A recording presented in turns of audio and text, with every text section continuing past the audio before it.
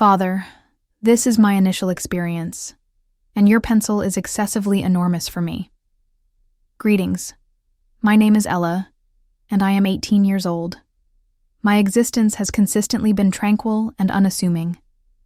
It has been just my father and me since my mother departed long ago, vanishing one day as if she had evaporated, leaving behind only voids that my father and I have filled with warmth and affection. We have always been inseparable, akin to two vessels traversing the same tumultuous sea, guiding one another through turbulent waters. A few months ago, I commenced my university studies. It represented a considerable transition for someone like him, who was accustomed to the stability of our small, sheltered environment. It was a profound alteration.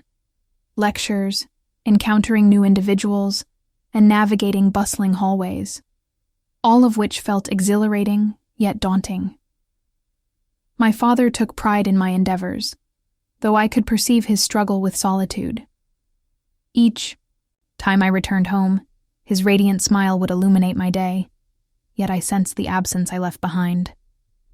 Nevertheless, university life rapidly became all-encompassing. I began attending parties, primarily out of curiosity. The atmosphere was unlike anything I had previously encountered. Loud music, unfamiliar faces, and a captivating sense of freedom that permeated the air. It represented a novel facet of life that I'd never experienced before. After one of my initial parties, I returned home late at night when the city was utterly silent. My father was in the kitchen, seated with a cup of tea, awaiting my return.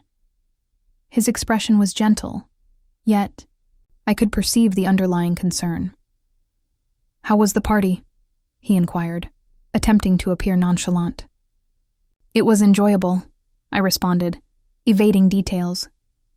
He nodded, and silence enveloped us. An unusual tension persisted, which I opted to disregard.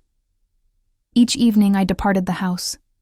That same disquietude resurfaced, as if he dreaded the external world might alter me. That evening commenced like any other, with vibrant music, dancing, and a cocktail in hand. Yet this time I allowed myself to indulge slightly. The warmth of the alcohol instilled in me a sense of audacity and ease, as if the entire world responded to my smile. Upon arriving home late, I found the door unlocked, as was customary when my father awaited my return, and he was seated in the living room at his laptop, the soft illumination of the lamp accentuating his profile. Even at such a late hour, my father appeared composed and self-assured. His broad shoulders and toned physique, along with the tattoos visible beneath his shirt sleeves, attested to his commitment to physical fitness. His thick dark hair was impeccably styled, with a few gray streaks that only enhanced his charm. Entered the room with a skip, and approaching him from behind, gently tapped his shoulders. I exclaimed, stifling a giggle. My dad jumped slightly, then burst into laughter, leaning forward somewhat in that way he always did when he was genuinely amused. "Amanda, what are you up to?" he asked, catching the scent of my perfume and the alcohol on me. "I live life to the fullest."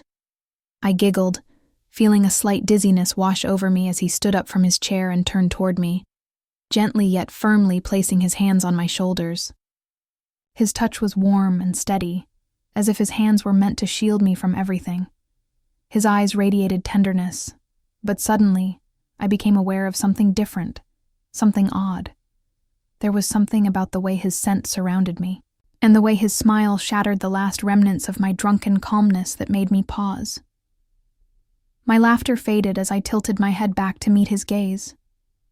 That look was everything: care, love, warmth, and a hint of reproach. But there was something else, too. Startled, I quickly stepped away, attempting to find humor once more to alleviate the situation. "You can consistently maintain a serious demeanor. Consider relaxing a bit." I gestured dismissively before retreating to my room. Yet, once behind the closed door, I reclined on my bed for what seemed like hours, an inexplicable sensation lingering within me. His calm yet authoritative voice interrupted my thoughts. "Ella, go take a shower. You need to freshen up." he remarked, tilting his head as he spoke.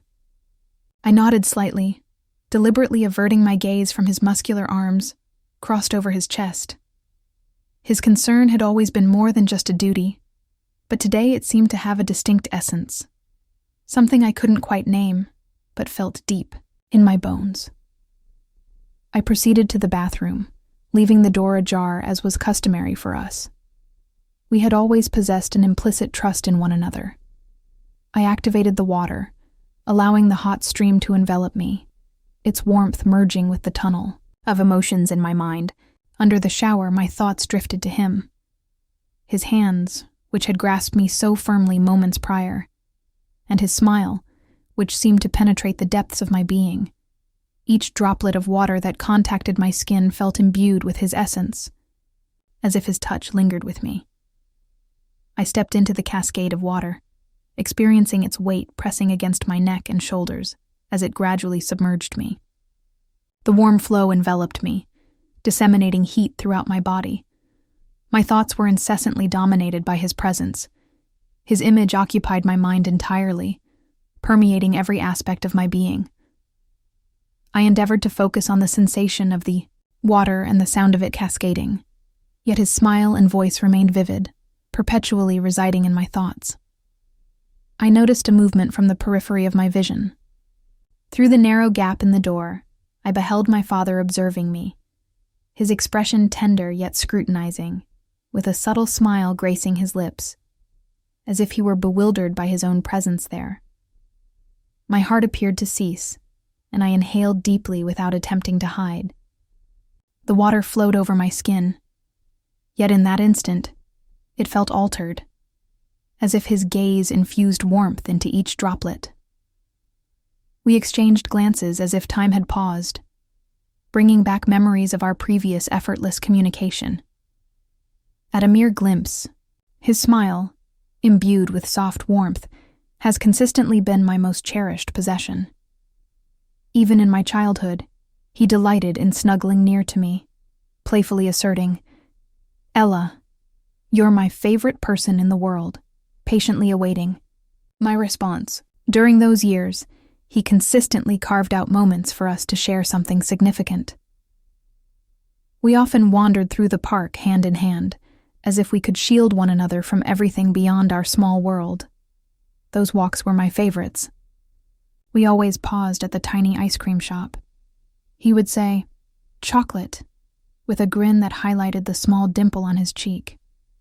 I always chose chocolate as well, establishing a silent tradition between us. When my ice cream inevitably melted in my hands, he would laugh softly, dabbing my sticky fingers clean with a napkin. He never spoke ill of my mother, even after she departed. He somehow mustered the ability to assert, she merely opted for an alternative existence, which does not suggest that you were insignificant to her. Yet I recognized the statements were false. I observed the alteration in his gaze whenever her name was said, as he concealed his anguish, wishing to shield me. To me, my mother resembled a shadow, a person who disappeared, abandoning us. I could not comprehend how she could abandon a man who was an extraordinary father. Over time, my animosity towards her intensified, yet he never fostered it. Instead, he imparted lessons of kindness, despite concealing the scars of his own heart. He endeavored to demonstrate the essence of love, even when his capacity to give was diminished. Reflecting on those moments, I recognized the profound impact he had on my life. His kindness, his smile, and the love he offered became the cornerstones of my existence. As streams of water cascaded down me, I stood there absorbing the warmth of realization, with my father still nearby. His smile conveyed a subtle apology for intruding on such a private time, yet his gaze remained steadfast. I had a surge of unease, but in an unexpectedly composed manner I said, "Come in." He hesitated upon entering the bathroom, briefly, glancing at me before swiftly averting his attention to grasp a chair beside him. He then took a towel. "Jasper," he remarked, "you're soaked." His voice was steady and familiar, yet I caught a faint undertone of unease, moving cautiously as though afraid of startling me. He approached and began drying me with the towel. He started with my shoulders and arms, slowly working his way. His touch felt familiar, yet it also carried a strange newness that I couldn't define.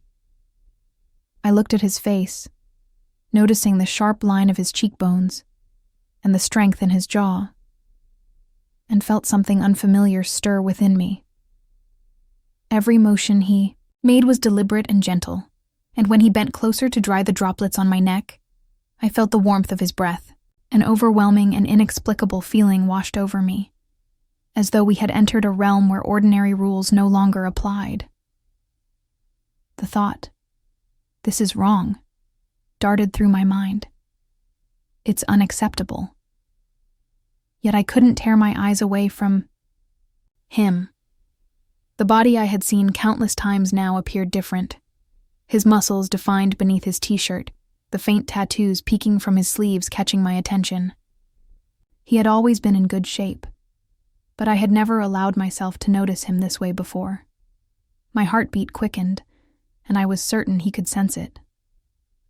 For a moment, he froze, still holding the towel, his gaze locked with mine. It was forbidden. Yet in that instant, it felt as though the world had abandoned its rules.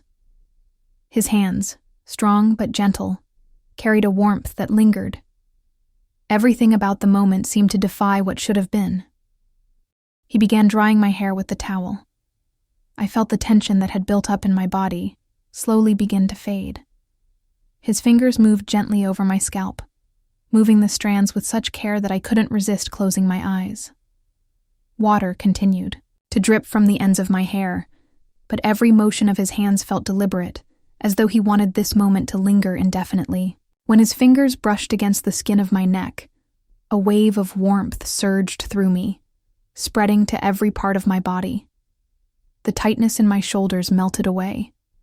Each part of me surrendered to the soothing sensation of his touch. The bathroom, bathed in soft light, seemed to transform into another world. Small, enclosed, and shut off from everything else. "Is that better?" he asked gently, his voice scarcely discernible yet so close. I nodded, keeping my eyes closed. My breathing had steadied, but my heart still raced, faintly resembling the flutter of a tiny bee. His every movement conveyed more than simple care. I could sense it in the way his hands lingered momentarily before resuming. "You need to rest," he said after a pause, placing the towel on my shoulders. I opened my eyes and looked up at him. His face was close, his gaze so penetrating that it left me breathless. "Thank you," I whispered, barely recognizing my own voice. He smiled, a faint crease forming on his cheek, a smile that had always comforted me. But now it stirred something, deeper, something I couldn't ignore. The moment felt fragile, almost surreal, yet unforgettable. We stood so near that I could hear his steady, warm breaths blending with the gentle sound of water dripping from my hair. My thoughts were scattered, spilling over like the water pooling at our feet. Time seemed suspended, leaving just the two of us in this intimate space. My eyes met his, and there was something new in his expression, something I hadn't noticed before, or perhaps I hadn't allowed myself to see. It wasn't just care or love, it was something stronger, something that broke through the barriers I carefully built in my mind. I couldn't determine which of us stepped over the boundary first. Could it have been me, or could it have been inevitable?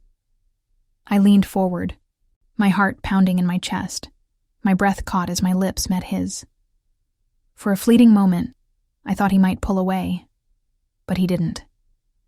Instead, his hands rested lightly on my shoulders before pulling me closer. He returned the kiss, soft but sure, as if reassuring me that it felt the same. Everything around us, the reminders of reality, faded away.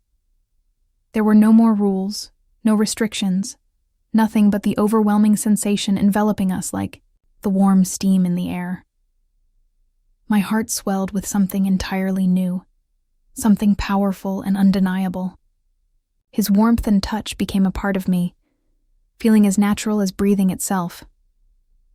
As we broke apart, I noticed his gaze had deepened, revealing something he had perhaps kept hidden until now. "Ella," he murmured, his voice so tender that I knew nothing between us would ever be the same again. His hands tightened around my waist, and I felt a wave of heat rush through me, leaving no room for doubt about the gravity of this moment. It wasn't the chaotic drunkenness I had experienced an hour ago. This was something entirely different. My heartbeat aligned with his, and every touch seemed to amplify the connection between us. When I looked at him, there was no longer any hesitation.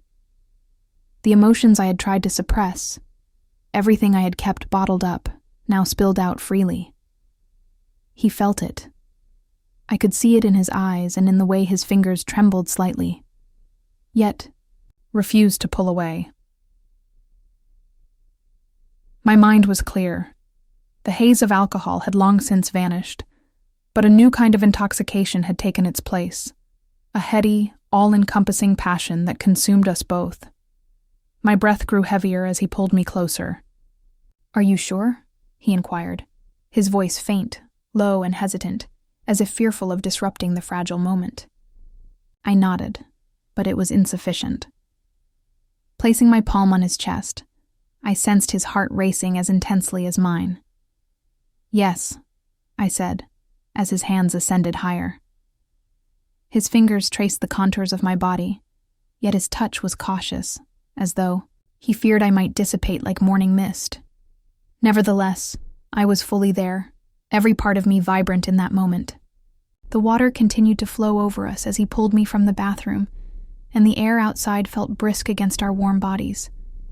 I sensed only him. His steps were quiet, yet purposeful, as he gently carried me to his room. He laid me on the bed with the reverence of one performing a sacred ritual, every motion deliberate and unhurried.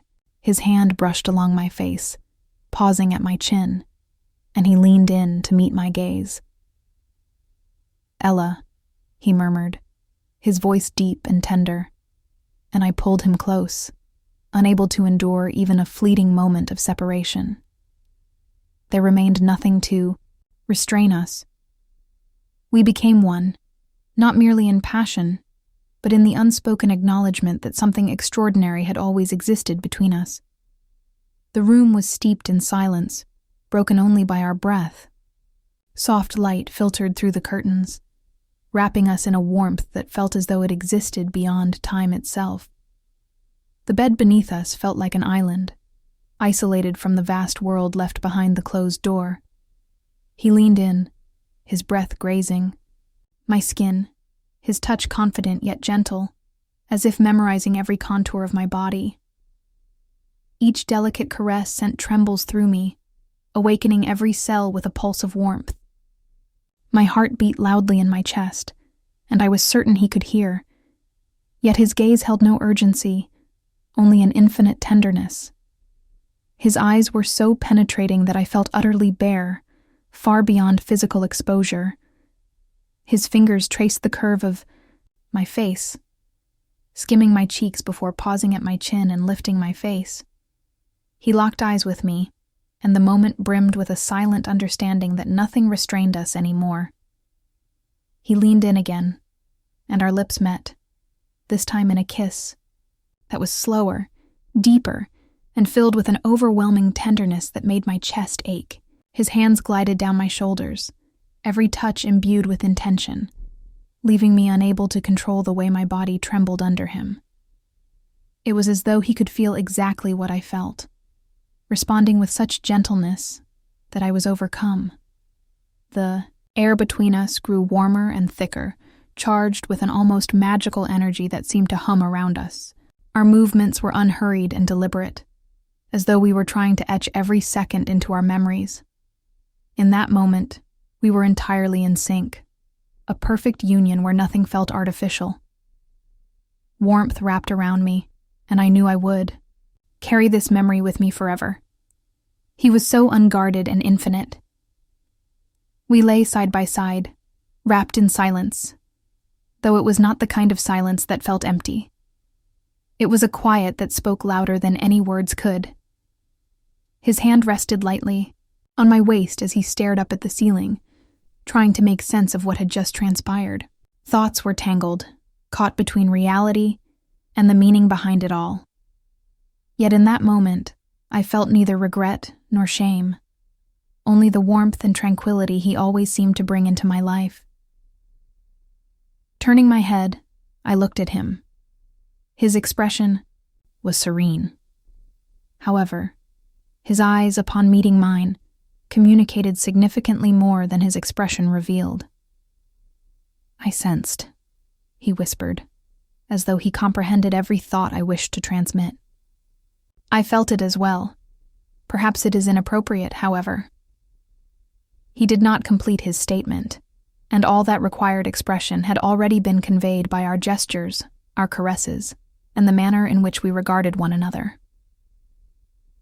"What is the next step?" I inquired gently, my stare unwavering. His gaze fixed, his eyes softened, and a slight smile grew on his lips as he extended his hand to caress my hair. "We're in no hurry," he responded. "We will continue to live as we did previously, but now we comprehend that this moment belongs alone to us, something we will bear in silence. No one would ever discover what transpired between us tonight, although I could never conceal it within myself, as it had become integral to my being." He drew me nearer. I rested my head upon his shoulder. The steady cadence of his heartbeat provided solace. Despite the multitude of unanswered questions that loomed ahead, I was unequivocally certain of one truth. This was our moment, our secret, impervious to external forces. The space between us was imbued with an indescribable yet profoundly robust and intangible connection that intensified with each breath. The silence was not stifling. It had evolved into a silent observer of what remained incomprehensible to others. His hand glided softly along my waist, affirming that this was not a mere illusion, but a reality we had both opted to accept.